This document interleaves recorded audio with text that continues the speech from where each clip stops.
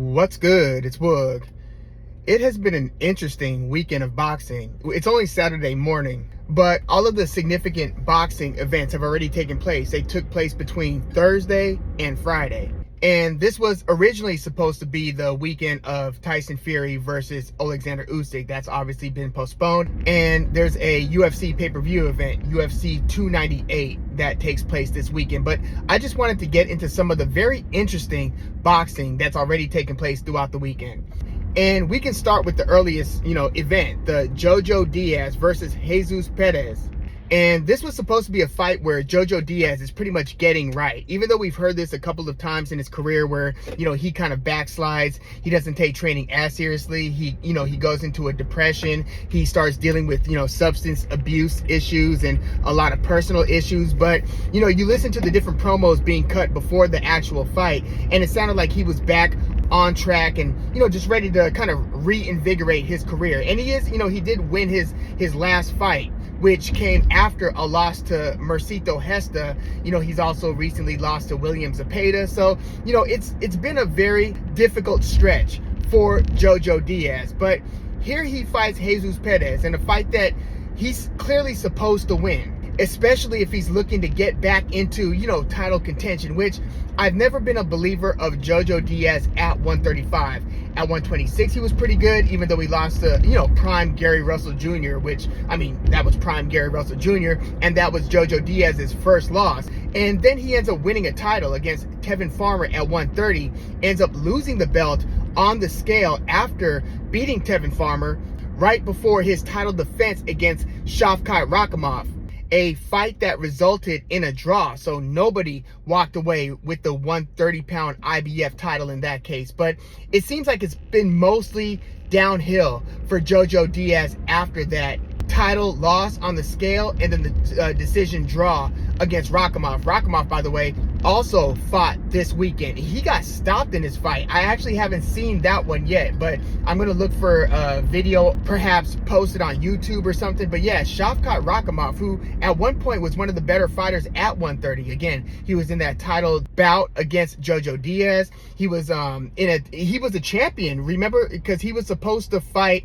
Joe Cordina. Cordina pulled out. So then Rakhimov fought against Zelfa Barrett, and he ended up stopping Barrett. Barrett got injured sometime in the fight. Interesting fight, but Rakhimov actually was the belt holder for a moment, and then he fought Joe Cordina. They rescheduled that, and that's how Joe Cordina recaptured his title, because Cordina didn't lose. He got stripped after he got injured in what was supposed to be the fight against, or leading up to the fight against Shavkat Rakhimov. They ended up having that fight. Joe Cordina won it. Very good fight, but yeah, Rakhimov just got stopped. But back to Jojo Diaz, he ends up having this very difficult fight with Jesus Perez.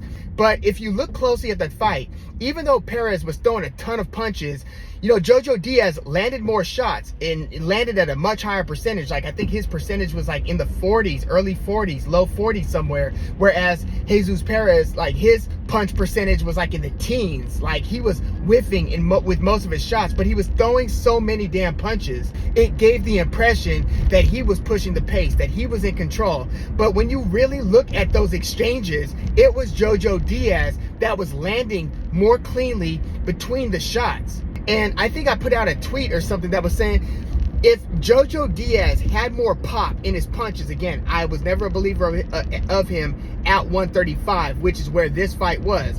Jojo Diaz has short arms. He's a short fighter. I just think that he's much more built and equipped for somewhere between 126. Obviously, he can't make 126, but it would really be in his interest to try to make 130. I don't know if even when he's training at his best, if he still can't make 130 comfortably. Maybe that's the case, but either way, I just never thought that he would have major success at 135. Even if you look at his most significant win, which might have been against Javier Fortuna at 135. Javier Fortuna is another former featherweight champion who ended up just going up in weight, right?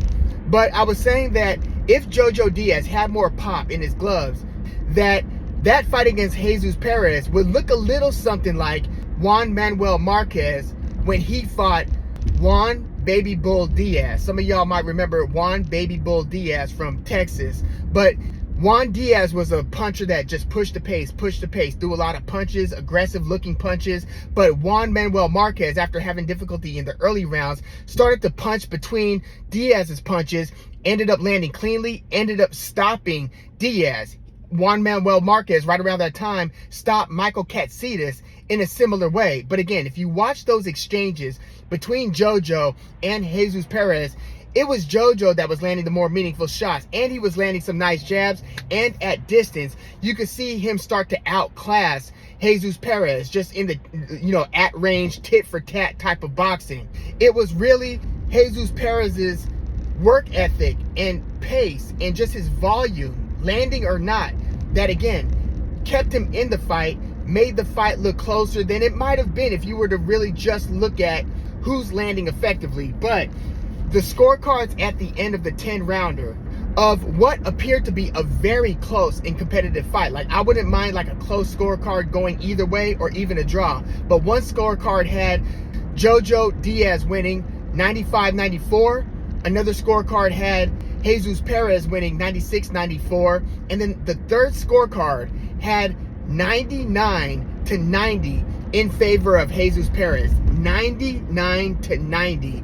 And that just set JoJo off. Listen to his post-fight interview. He called Golden Boy out as a promotion. He basically said that they're effing with his career, that this is like their fault, and basically he's getting jerked from a promotional standpoint. So he was not happy about that.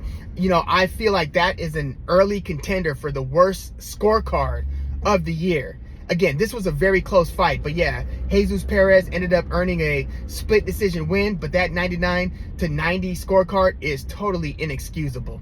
And I don't know where JoJo goes from here. That's a few losses recently, and now he's losing to like somebody who doesn't even really have a name. Like, again, this was supposed to be a building block back into contention for JoJo Diaz, but it just didn't work out in this case. So that's that. And again, that took place on Thursday. Now on Friday, there was another DAZN card. This was the rematch between Curiel and Svetnati Nontshinga. Now, Notshinga had a fight 2 fights ago that ended up being one of the best fights of 2022. That's how Notshinga earned the title. And then he defended it against Curiel. I believe it was on the Joe Cordina versus Eduardo Vasquez undercard, the one that took place, I believe, in Monaco. And Curiel, against the champ Notshinga, ended up pulling off a shocking second round knockout where he knocked Notshinga out cold. Now, that fight was in November. Here we are in February. I thought that this was too quick a turnaround for Notshinga. I mean, when you look at certain knockouts, like when Lee Wood got stopped by Mauricio Lara, you would like to have like a few months in between those fights, because or like Dillian White against Alexander Povetkin. When you go back into a rematch against a guy that just knocked you out, you would want a good amount of time just for your body, your mind and stuff to recover, to get back into fight shape and to not be too spooked. Well, if you look at this rematch between Curiel and Notshinga, I thought that it was headed downhill for Notshinga. Like, if you look early, look at the work that Curiel is doing to the body. Just savage, vicious punches to Notshinga's body, to where you see Notshinga kind of huddled over, kind of trying to shield his body and thereby catching shots up top. Notshinga spent a ton of time on the ropes, which I believe wasn't he on the ropes when he got knocked out by Curiel? Well, he was on the ropes a lot. In this rematch, I'm like, oh man, this is not looking good. I didn't like Notshinga's body language. I thought that he started to succumb to the pressure and the punishment. Again, Curiel was just launching these wicked shots anytime he had the opportunity to. And then they also took a point away from Notshinga in the middle rounds for, I think, lowering his head into the face area of Curiel. So nothing was looking good for Notshinga. But then things started to turn around, like I believe in like the 7th or 8th round. It started to look a little bit better for Notshinga. Notshinga ends up hurting Curiel with a nice hook. It was one punch that he shot a straight punch at distance, and then he followed it up, because Curiel actually pulled back from that first shot nicely, but after he pulled back, he came back and was right there to get blasted by a Notshinga hook, and it rocked him to his core. He was in big trouble, but it was near the end of the round, so he made it out of that round, enter the 10th round. Notshinga ends up hurting Curiel again, ends up just punishing him to the ropes. Curiel's against the ropes. The referee calls it a knockdown because it's basically the ropes holding Curiel up by that point. They end up engaging again. Notshinga is just going for broke, just letting his hands go, just throwing one punch, another punch, just basically flurrying with Curiel against the ropes. Curiel's getting hit pretty cleanly. The ref stops the fight. Super dramatic knockout win, come from behind rally. I haven't seen what the scorecards were at the point of the stoppage, but I'm guessing Curiel was probably in the lead. I know that there was a knockdown in the prior round, but Curiel, again, was looking really good in the first few rounds of this rematch. And so this might be an early contender for fight of the year. I know it's early, but just how dramatic this was, and especially with the context of Notshinga, who, again, when he earned the belt, go rewatch that fight. It was very under the radar. I forgot what undercard it was on. It might have been like a Juan Estrada fight, in 2022. But it was Notshinga. I forgot who his opponent was, but that's, again, how Notshinga earned the title, and that was a fight of the year contender. So you couple that with Notshinga's knockout loss in November of 2023, and then to come back after that knockout loss and stop Curiel in a fight that Curiel, again, was doing well. Oh my goodness, you talk about drama. Like, Notshinga is one of those must-see fighters right now, just in the last 2 years in the ring. I don't know how much longer he's going to hold on to that belt for, and this is in the very low weight classes. I believe this is like light flyweight, so we're talking, what, like 108 or something like that? But yeah, this was a fantastic fight, dramatic fight, and on that undercard, Mauricio Lara returned to the ring for the first time since his decision loss against Lee Wood in their rematch. And in this fight, Mauricio Lara fought Daniel Lugo. And this was supposed to be a fight that Mauricio Lara was just kind of getting his feet wet. This fight, I believe, was at 130, even though Lara's talking about coming back to 126, even though he lost his title on the scale before entering that rematch against Lee Wood. Remember, Mauricio Lara knocked Lee Wood out in the first fight. He blew weight by like a few pounds, and Lee Wood courageously still took the fight and ended up performing very well against Mauricio Lara. So Lara, yeah, he returns to the ring against Daniel Lugo, and he's looking decent in the early rounds.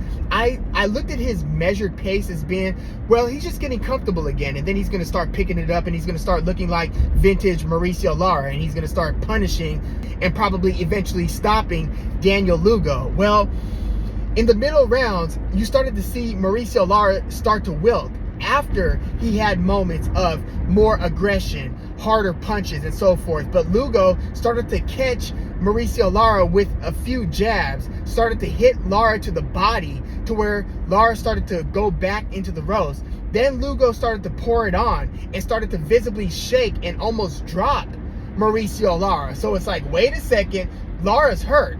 And I believe at the end of this, it might have been the 7th round, Lara looks like he's in bad shape. After the round, as the bell sounds, goes back to his corner, and he's just showing terrible body language. Like, he looks like, I thought he was about to quit on the stool after one of those rounds. You look at how he just hunched over with his head down, and he's just like saying something, but he looks like he's in deep distress when he's talking to his corner between rounds. And then he goes back out there, starts to have a better round, but then starts to get hurt again later on in the fight. By the end of the 10th round, you kind of get the impression that Daniel Lugo might have pulled this one off, depending on how the judges saw those early and middle rounds before Mauricio Lara started to get visibly hurt. So we never saw Mauricio Lara look like vintage Mauricio Lara in this fight. Now, in the early rounds, it looked like he was boxing a little bit more slickly, like he was slipping a lot of punches. He looked kind of smooth. Again, that is not Mauricio Lara's MO.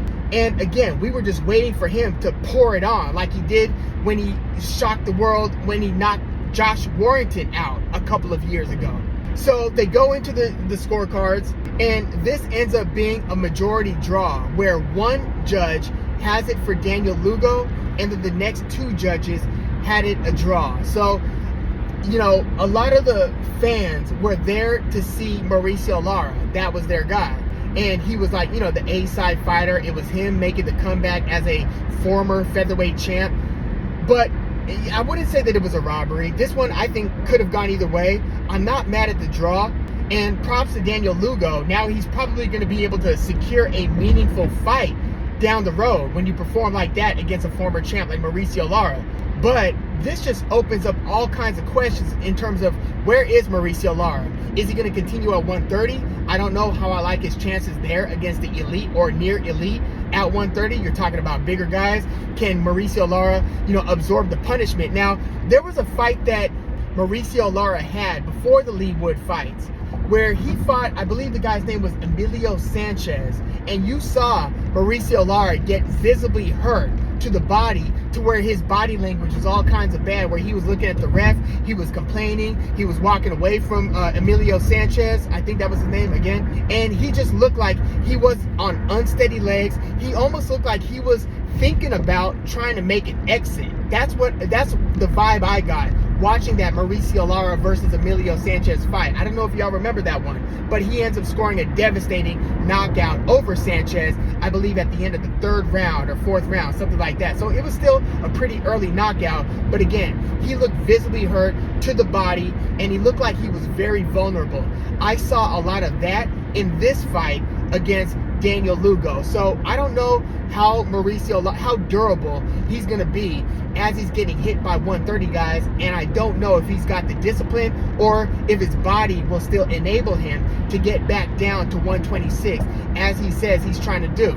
So yeah, a lot of questions in terms of what the forecast is like for Mauricio Lara. Again, this might have just been ring rust. He said after the fight that he felt very heavy-legged. He just didn't feel good. He felt heavy. He felt slow. He felt like he was just, rusty. He felt like the layoff after the second Lee Wood fight affected his performance, where he didn't feel like himself in there. So maybe that is the case, and maybe when he gets back in the ring in a few more months, he's going to look a bit more like vintage Mauricio Lara, hopefully with a little bit more defense. But again, as he starts to get beat to the body, as he starts to tire, his head movement starts to leave, and he starts to look like he's in trouble, quite frankly. And so I think he was actually a little bit lucky in this case to escape with a draw, because a draw always looks like a but it's not as bad for your future prospects as it is if you pick up a loss against, again, somebody with very little name recognition like Daniel Lugo. So yeah, stay tuned. We'll see what's up with Mauricio Lara going forward. But again, that was on that Curiel versus Nontshinga 2 undercard. And now let's get to the O'Shaquie Foster versus Abraham Nova card, where first Bruce Carrington, the top-ranked prospect, he was on the undercard. He shined. He knocked out Bernard Torres in the 4th round. It was kind of a highlight reel knockout, good for Shu Shu Carrington. He's one of those prospects who came up with, Troy Isley, Keyshawn Davis, name another one. There are a few in that class. But yeah, Shu Shu Carrington is really starting to, look like he is going from prospect to true contender. I would like to see him against a featherweight with some more name recognition, maybe a former champ or, a current journeyman who still, is somebody who's kind of a win some, lose some, kind of like, different weight class, but like how we just saw Keyshawn Davis against, Jose Pedraza, who didn't look good in that fight against Davis, but somebody of that caliber who's, maybe post-prime, but still can give an up-and-comer some issues. I would like to see Bruce Shu Shu Carrington in a fight like that, but yeah, he shined in this one. And then there was Andres Cortez against Brian Chevalier. And this was a 130-pound fight, and Andres Cortez looked really good against the much taller Chevalier. This ended up being a 4th-round TKO. We'll see what's up with Andres Cortez going forward. And then in the main event, O'Shaquie Foster versus Abraham Nova. I've got a few opinions about this one. This was, first of all, a really good fight. My bad on the preview. I made it sound and I said that, Abraham Nova was a 126 guy who's now just going to 130. No, he has fought between 130 and 135 pretty much his whole career. And it was only that knockout loss to Robesi Ramirez where he fought at featherweight. So my bad about that one. So he's back at 130 in this title shot against O'Shaquie Foster. And I picked Foster to win this one via decision, something like 116 to 112. But I was curious as to how O'Shaquie Foster would deal with somebody who's just a little bit bigger than him, right? And they have even reach, but somebody who's also about as quick as him, who's got some game, who's a pretty good counter puncher, who's got a pretty nice jab, a good right hand. You know, and I thought that O'Shaquie Foster switching to southpaw would pose problems for Abraham Nova, especially in the second half of the fight. I thought that by the end of the fight, it would look like O'Shaquie Foster is kind of pulling away from Abraham Nova from a technical standpoint, and that skill gap would widen as the fight would go on, because this is also Abraham Nova's only 12-rounder to date. Well, I mean, you want to talk about O'Shaquie Foster having his hands full. I really thought that he was on the verge of losing the title against Abraham Nova. Abraham Nova looked really good. You saw O'Shaquie Foster switch to southpaw, I believe, in the third round after a very rough second round. The first round was a kind of a toss-up. I think most people might have given it to O'Shaquie Foster. I feel like either person could have won that first round. Abraham Nova, to me, clearly won the second round. O'Shaquie Foster switched to southpaw, took the third round.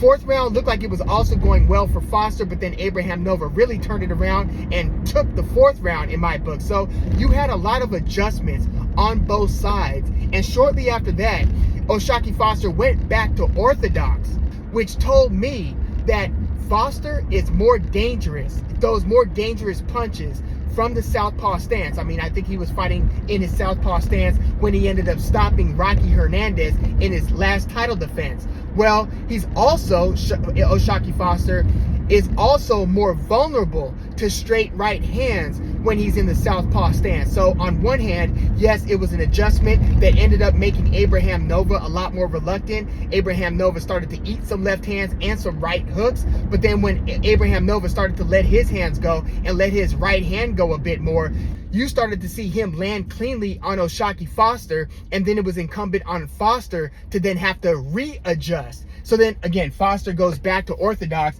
and to me, he struggles through the next few rounds, starts to pick it up in the, in the later rounds. I thought that it was a hand injury because of how Foster kept on shaking his hand, but they mentioned it on the broadcast. I know that he also hurt his bicep because he threw a punch. His bicep got caught by Abraham Nova's elbow, so it bruised, probably deeply bruised the hell out of his bicep.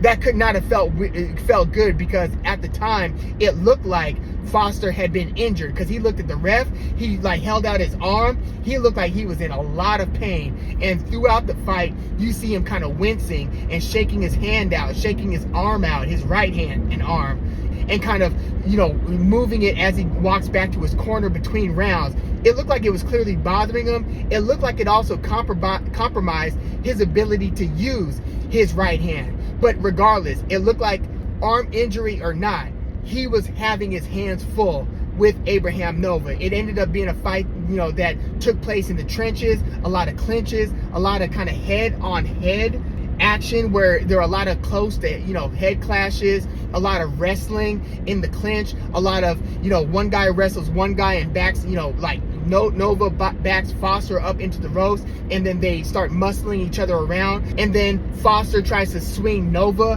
back into the ropes. So a lot of that ended up, again, being a very grueling fight. You saw the blood from Abraham Nova start to color his dyed blonde beard, which is too thick. If you ask me, he should not be able to enter the ring with a beard that thick and that full, that robust. Like, not only for the risk or chance of scratching O'Shaquie Foster, scratching Nova's opponent, but also just in terms of punch absorption. I mean, it looked like the beard is very interesting. It almost looks like it's like a birthday hat, but like he's got like a string around his ears that has this kind of fake beard. It's a very interesting looking beard, but again, it's very full and it looks very thick, to where, certain afros, like I've had afros where if I pick it out, it's out here. But then if I, sleep on it and pat it down and stuff, you could constrain it to like this tight an afro. I feel like if he picked his beard out, that the beard would be out here, but he's able to just kind of pat it into a tighter beard. To me, I don't think you should be able to enter a boxing fight with that on. But yeah, this was a very difficult fight. For me, it was anybody's guess who won that fight as you enter the scorecards. But as it stands, it went one scorecard 113 to 114 for Abraham Nova. The other two scorecards were for O'Shaquie Foster, 115 to 112, 116, 111. I was looking for another, unofficial scorecard.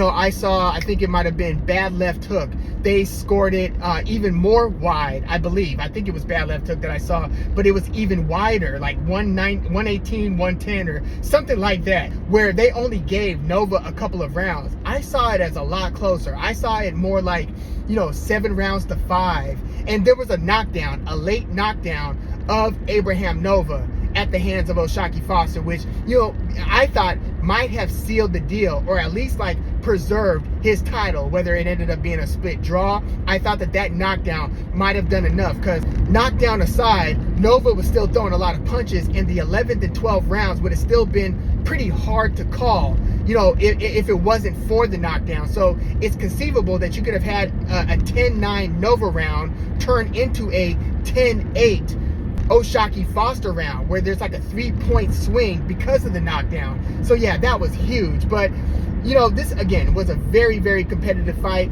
O'Shaquie Foster was bleeding a lot out of the mouth as well. He didn't sound like he was super happy with his performance. He sounded a little bit downtrodden and a little bit upset and concerned with his performance. Like he just wanted to go back, into the locker room, go back to the drawing board and try to come out better for his next title defense. And I want to take this moment to say this. There was a lot of slipping. Abraham Nova was like arguing. He just seemed like he was like distraught about how much he was slipping. And in that Mauricio Lara fight against Daniel Lugo, Mauricio Lara looked like he started to spend more time around the ropes. Now, maybe it was just because he was tired and because he was hurt, but they were saying on the broadcast, and he was saying that, and he did slip on that big old sticker in the middle of the ring a couple of times. And he was even pointing down to the sticker and then trying to keep his feet off of the sticker. How in 2024 are we having fights compromise where it actually impacts what we're all here for? We're all here for the fight. We're not here for the ads. I get it, the networks and the promotions, and now everybody's got to pay their bills. The promoter, the venue, everybody's got to pay bills here. So there is a reason and a need for advertising. But you mean to tell me that they can't develop some sort of a hologram, or have maybe like some suspended advertisements, or just flash the advertisements on the TV screen, or so that the viewers can see the advertisements, and then instead of having it on the actual ring mat on the canvas, maybe have somewhere else where the viewers who are in the venue can see the I'm not buying that you have to have it all up in the ring, where it's impacting the participants of, again, why we are all here. To me, that is ridiculous. You got fighters slipping on it. I mean, in the Joshua Buatsi versus Dan Aziz fight, the stickers on the canvas played a significant role. Boxing needs to do something about that. Either have a hologram projecting the advertisements on the canvas to where people can see it, but it's not an actual material that is on the canvas. Look, if you have wet spots and stuff, okay, maybe some of that is unavoidable, because you do have these guys sweating. You do have them getting water in the corners. Sometimes stuff happens and you might have wet spots in the ring, but that's one thing.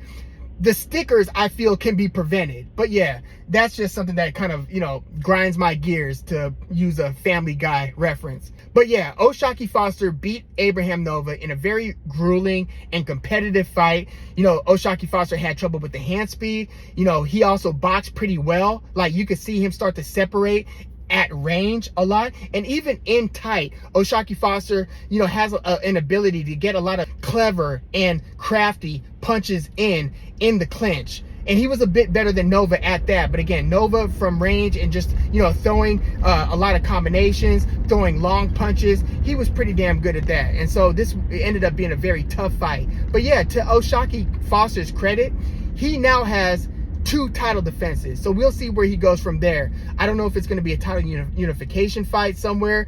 I mean, he's not with DAZN anymore, so I can't see him versus Joe Cordina.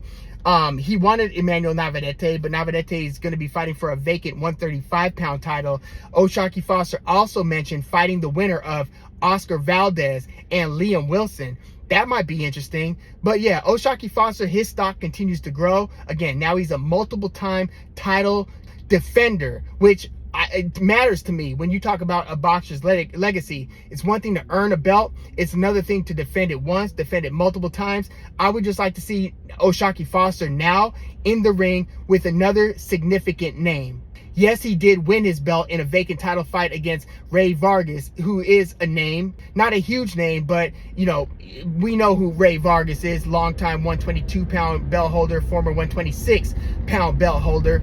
But I would like to see O'Shaquie Foster get a shot against somebody like, you know, Oscar Valdez, even if he's the one with the champ, with the belt, O'Shaquie Foster. Sometimes fighting against fighters that matters. But yeah, you know, also on a personal note, I like Abraham Nova. Just on a personal level, he seems to be a pretty good dude. But yeah, again, exciting, interesting, dramatic, confounding, in some ways confusing, frustrating. It was all those things.